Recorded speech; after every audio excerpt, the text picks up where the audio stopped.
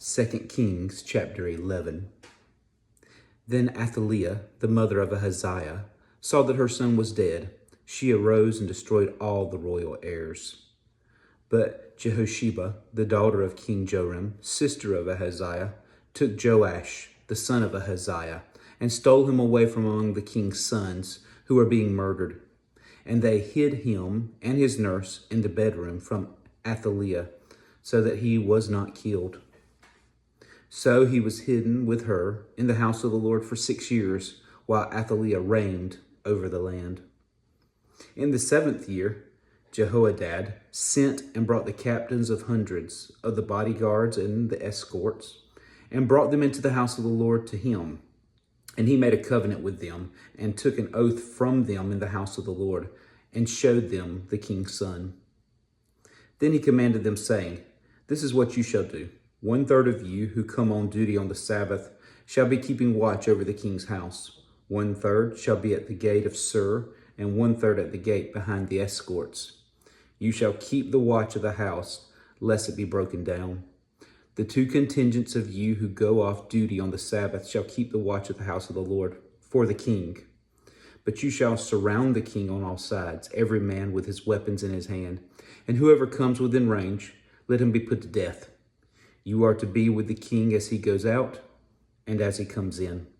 So the captains of the hundreds did according to all that Jehoadad the priest commanded.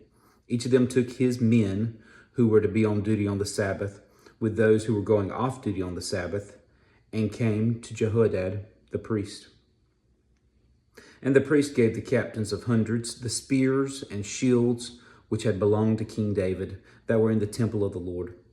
Then the escorts stood, every man with his weapon in his hand, all around the king, from the right side of the temple to the left side of the temple, by the altar and the house. And he brought out the king's son, put the crown on him, and gave him the testimony. They made him king and anointed him, and they clapped their hands and said, "Long live the king." Now when Athaliah heard the noise of the escorts and the people, she came to the people in the temple of the Lord. Then she looked.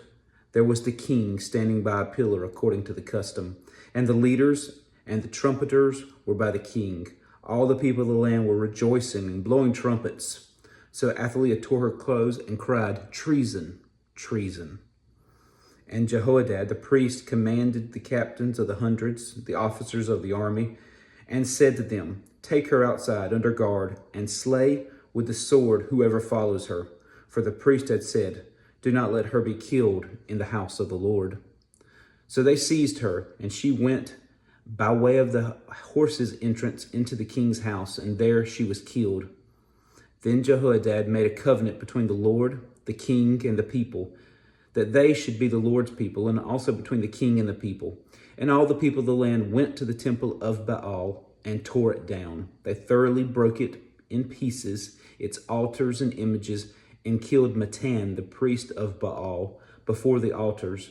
And the priest appointed officers over the house of the Lord.